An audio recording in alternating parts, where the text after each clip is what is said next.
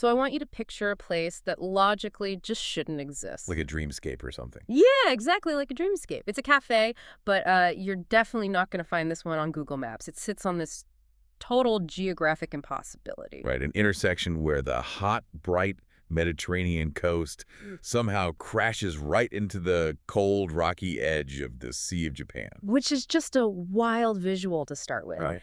And the architecture is just as confused. You've got these rough, sun-baked Algerian whitewashed walls. But they're framed with Japanese cedar. Exactly. Yeah. And you can smell mint, tea steeping, all sugar and heat. But right next to it is the earthy, grassy smell of matcha. And there's this window. And depending on who is actually looking through it, the ocean outside changes. That is the impossible setting for the source material we are covering today. It's this text called the Camus Dōgen Dialogues. It's a series of entirely fictional encounters, obviously, but the philosophy in it is rigorously pulled from their actual real-world writings. It's essentially this ultimate what-if scenario that scholars have been fantasizing about for decades. We're taking a deep dive into a conversation between two absolute heavyweights who historically never met, but philosophically they're like matter and antimatter. On one side of the table, you have Albert Camus, the French-Algerian writer, the existentialist heartthrob in the trench coat. Chain smoking, of course. Always. Yeah. Smelling like Parisian rain and Algerian dust. He really represents the West, the rebel, the man who looked at a completely silent universe and decided to just shout at it. And sitting across from him in this impossible cafe. Dōgen Zenji, the 13th century founder of the Suchtu school of Zen. He's got a shaved head, wearing robes that seem to somehow shift color depending on the light, and he moves with this absolute terrifying stillness. He represents the East, the monk. The man who basically sat on a cushion until the cushion and the man in the universe were all just the same thing. Right. So you have the rebel meets the monk, the guy who famously imagined Sisyphus pushing that giant boulder up the hill forever. Meeting the guy who just, let go of the boulder. Exactly. And the mission of this deep dive isn't just to watch two historical figures argue. It's to explore how they try to answer the one single question they both obsessed over. A question I think we all wake up with sometimes. How do we actually live in a universe that absolutely refuses to answer our questions? That is the big one. Because we all feel that, right? We ask, why did this happen? Or what's the point of all this? And the world just gives us total silence. And that silence is really the starting point for both of them. Camus calls this the absurd. Now, we should probably clear something up right away, because when Camus says absurd, he does not mean silly or ridiculous. No, he isn't talking about a clown car or a Monty Python sketch. Right. For Camus, the absurd is an actual trauma. It's this agonizing gap between two very specific things. First, the human hunger for meaning. We need logic, we need justice, we need reasons for why things happen. And second, the absolute cold silence of the universe in response to that need. I really liked the analogy used in the text for this. It's like asking a rock for directions. It is the perfect analogy. You are standing there screaming at the rock, which way do I go, why am I here? And the rock says nothing. But the rock isn't ignoring you. No, it's not being malicious, it's a rock. It literally does not possess the capacity to understand the concept of directions. But because you are human, you just can't stop asking. That tension, that endless screaming at the rock, that is the absurd. And Case's whole vibe is basically, I will never stop screaming. He thinks that accepting the silence is a form of philosophical suicide. He wants to stand there and yell at the rock forever just out of pure spite. That is his version of human dignity. He calls it rebellion. He keeps his dignity by refusing to accept the silence. But then Dōgen speaks up in the dialogue. And Dōgen looks at that exact same silence, that exact same rock, and he sees something completely different. He brings in the concept of sunyata. Or emptiness. Right, emptiness. And okay, hold on, because this is where I usually get a little tripped up. Emptiness usually sounds pretty negative to us in the West, like an empty bank account or an empty fridge. It sounds like a void, like nothing matters. That is definitely the most common misconception. But in Dōgen Zen, emptiness absolutely does not mean a void. It actually means empty of independent existence. Empty of independent existence. Let's break that down a bit, because that can sound a little like a riddle. Let's take a cup of coffee.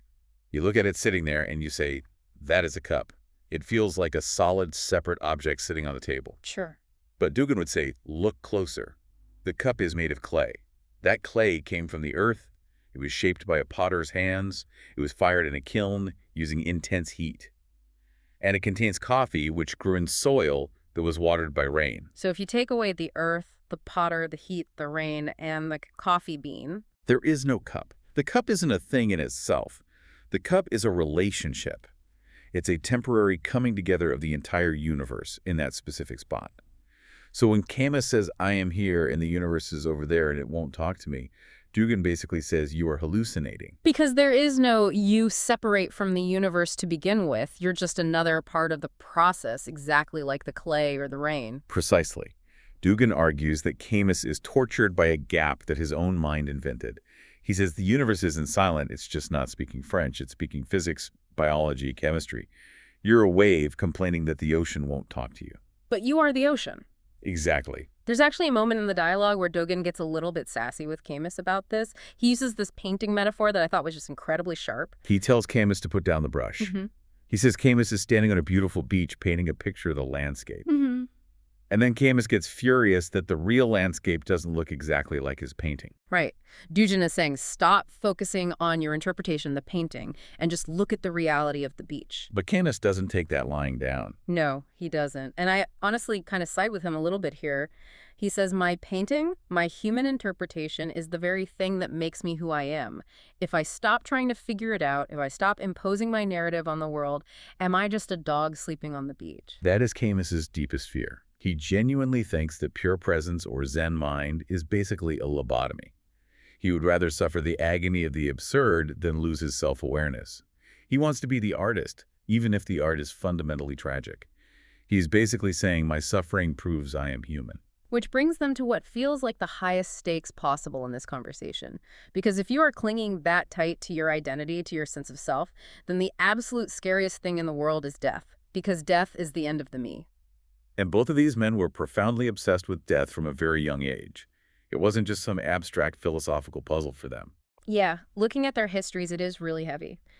Camus contracted tuberculosis when he was just 17. He was a goalkeeper, a super active guy, and suddenly he's coughing up blood. He is facing his own expiration date before he's even a full adult. He felt his own body had become a traitor. He realized he could be extinguished at literally any second. And Dōgen watched his mother die when he was only 7 years old.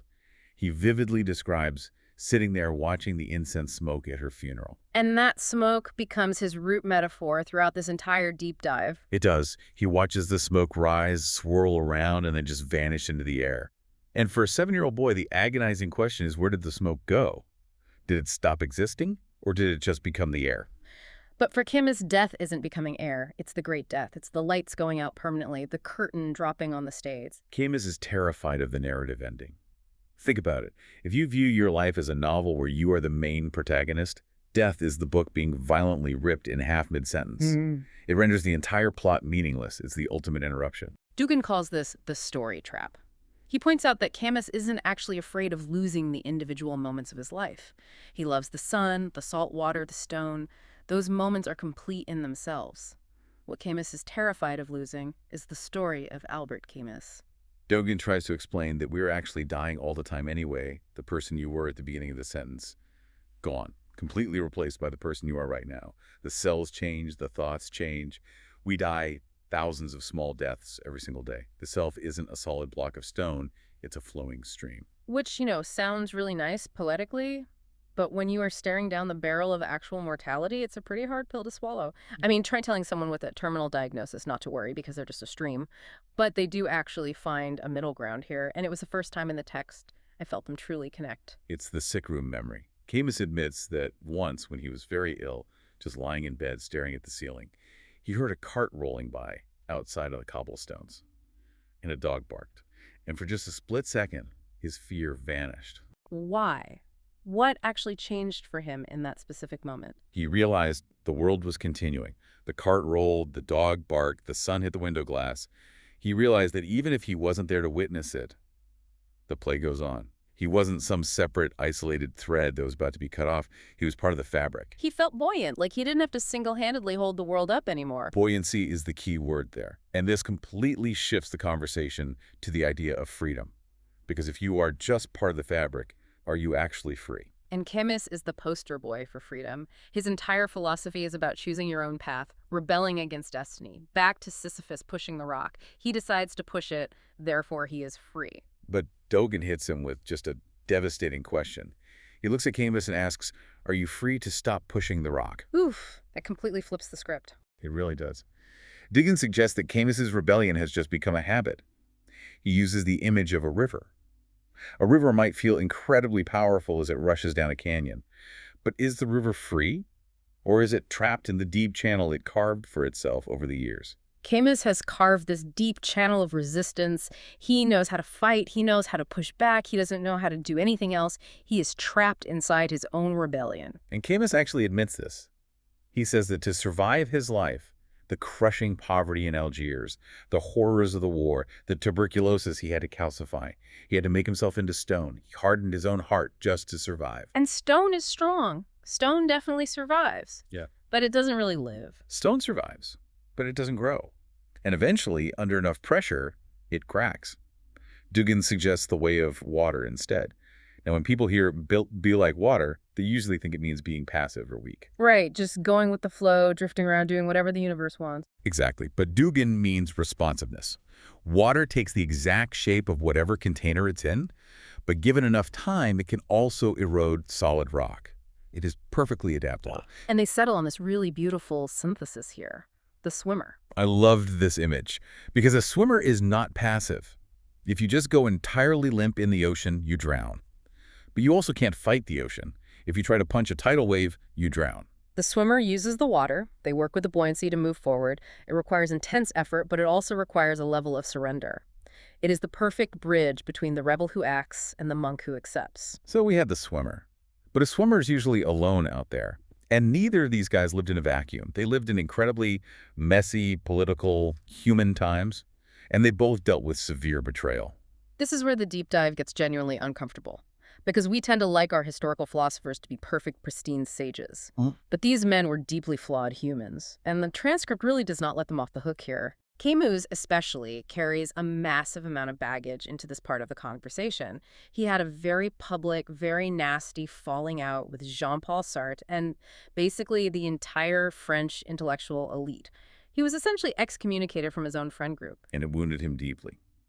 The text describes Camus physically clenching his jaw and his fists whenever the topic of friendship or trust comes up. He feels that transparency, just being emotionally open with people, is far too dangerous.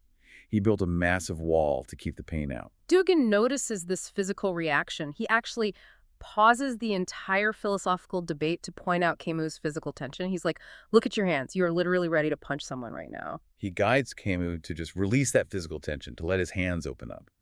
And in that physical release, they start confessing. They stop debating high-level philosophy and start admitting their own personal failures. And these are not small failures. This is the part of the text that really surprised me. Massive failures. Camus admits that his grand universal morality completely fell apart during the Algerian War for Independence. He was French-Algerian. He was caught right in the middle of a brutal conflict. And he famously said something to the effect of, "People are planting bombs on the tramways of Algiers. My mother might be on one of those tramways. If that is justice, then I prefer my mother." He chose his tribe over his abstract ideals. He hit the solid wall where his philosophy just could not help him anymore. He basically said, I cannot be purely universal when my own family's lives are on the line. And Dōgen matches that vulnerability. He admits that his Zen tradition, which is supposed to be entirely about boundless compassion and nonviolence, failed miserably during the wartime era in the 20th century. Zen institutions actively supported imperial power and militarism. They literally used the concept of emptiness to justify killing. It's important to note for you listening that our sources lay this out historically, and we aren't endorsing any of the politics here, left-wing, right-wing, imperial, or rebel. We're just reporting what these figures struggled with. So you have the great moralist and the great Zen master, and they both look at each other across this table and say, I messed up. My beautiful philosophy did not save me from being complicit in real-world harm. But that shared tragic failure becomes their brand new foundation. They arrive at this concept called the solidarity of the implicated. I really want to double-click on that exact phrase, solidarity of the implicated. What does that actually mean in practice? Usually when we think of solidarity, it means we are the good guys, uniting against the bad guys. We bond over our shared virtue and purity. This is entirely different. This is saying we are connected because we are both broken. We are connected because we are both completely complicit in systems that cause harm to others. That feels so much more grounded and real. It's not about proving your purity to the world. It's about admitting we are all just part of the mess together. It's a profound humility that connects us instead of dividing us into good and evil. And speaking of the mess, the dialogue takes a really sharp turn toward the gritty physical messiness of life. Just this moment. Right. The imaginary cafe furniture literally disappears, which is a pretty trippy visual to imagine, and suddenly they are just sitting directly on the floor, stone meeting tatami mats. Dōgen wants to ground everything in the immediate physical moment. Just this. The sensation of the hard floor beneath them, the dust and the light. He wants to strip away all the complicated politics and the heavy history and just exist.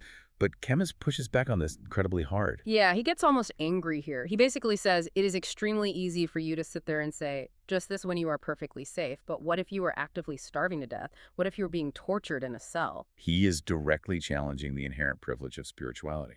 Yeah, be here now is like completely terrible advice if the here and now is an active war zone or a famine. Exactly. Camus argues that spiritual presence, the ability to just sit and meditate, is a luxury that strictly requires material safety first. And Dōgen actually agrees with him. He does. I totally expected him to push back with some mystical Zen answer about how the pure mind can somehow transcend physical pain. No, he is incredibly practical about this. This is the crucial link between them. Dōgen admits that the peaceful monastery literally cannot exist without the labor of the farm outside it. The monk cannot sit and meditate if he is starving to death. Therefore, Camus's fight for justice, his rebellion for better wages, for food, for human rights, is actually the absolute prerequisite for Dōgen's spirituality to even be possible. So the rebel goes out and clears the ground so that the monk has a safe place to sit. And the monk sits to cultivate the peace that reminds the rebel what he is actually fighting for in the first place. They desperately need each other. It is total interdependence. If you starve the farmer, the monk dies. If you oppress the worker, the entire spiritual life of the community collapses. Oppressor and oppressed are the exact same body. It brings all this lofty abstract philosophy right down to basic economics and bread. You cannot achieve true enlightenment on an empty stomach. Which very naturally leads them to the final major question of the dialogue. What do we leave behind? The question of creativity. If we are really just temporary arrangements of matter, if we are truly just smoke rising from incense, why bother creating anything at all? Why write books? Why build things? Why make art? Camus is very clear on this. He says he writes to leave a scratch on the prison wall. He wants immortality. He desperately wants his books to last longer than his fragile body. He wants to win against the silence of death by leaving a permanent artifact behind. And Dōgen counters that with the image of the sand mandala. You know, those intricate Tibetan sand paintings? Yeah, where the monks spend weeks and weeks creating these incredibly detailed, vibrantly colored patterns with just single grains of sand. It takes unbelievable focus and patience. And then what do they do when it's finished? They just sweep it all into a pile and dump it into the river. Because for Dōgen, the point is absolutely not the finished object. The point is the act of creation itself. The beauty is entirely in the doing, not in the keeping. He challenges Camus directly. He asks, can you create something beautiful without needing to own the final result? They have this intense back and forth about the wave. Camus says, I prefer the wave. He wants the crest, the defined shape, the individual form standing out against the horizon. He knows it will eventually crash, but he loves the sheer defiance of the wave standing up out of the water. And Dōgen loves the water itself. He loves the inevitable return to the vast ocean. But they finally resolve this tension by just looking down at a blank piece of paper sitting on the table between them. Camus, the lifelong writer, feels this overwhelming urge to fill it, to conquer all that empty white space with his words, to permanently fix the meaning of the universe on the page. But he stops. He stops. He decides to just leave it blank. He finally realizes that the blankness isn't an agonizing absence of words. It is an invitation. It's a space where literally anything could happen. He calls it a mandala of silence. It's the exact moment where he finally stops trying to force the universe to speak French and just lets it be beautifully, perfectly silent. And that brings us toward the end of their dialogue, and the final lesson they walk away with is about joy. And it is a deeply counterintuitive one. They both agree that true joy is actually much harder to handle than suffering. It sounds completely wrong at first, doesn't it? We all think we just want to be happy all the time. But suffering is incredibly familiar. Suffering confirms the self. When I am hurt, I know definitively that I exist. I have a grievance. I have a concrete story. I am the one who was betrayed. It gives you a very solid, undeniable identity. It acts as armor. But joy. Joy completely dissolves all those boundaries. Think about that swimmer again. When you catch the perfect wave, or when you are laughing just uncontrollably with your closest friends, or you're completely lost in a piece of music, do you remember your name in that exact second? Do you remember your old grievances? No, you don't. You just kind of disappear into the feeling itself. You entirely forget yourself. Exactly. You lose the narrative. Yeah. And for the ego, for that tight part of us that desperately wants to be the main character of the novel, that disappearance is absolutely terrifying.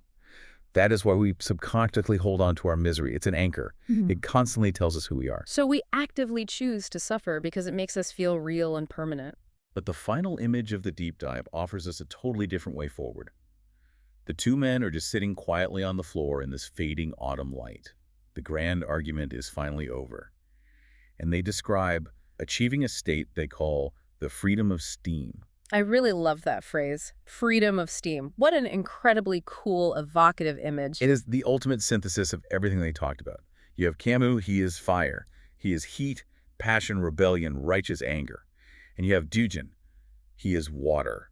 Cool, flowing, accepting, dissolving the hard edges. And when you bring that intense fire and that yielding water together, you get steam. And what does steam actually do? It drives massive engines. It moves locomotives across continents.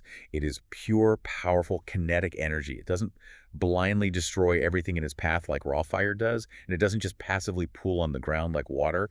It has real direction and it has real power. So it's not about forcing yourself to choose between being a rebel or a monk. It is about taking both and becoming the steam. You absolutely need the fire to get you out of bed in the morning to fight for what is right in the world.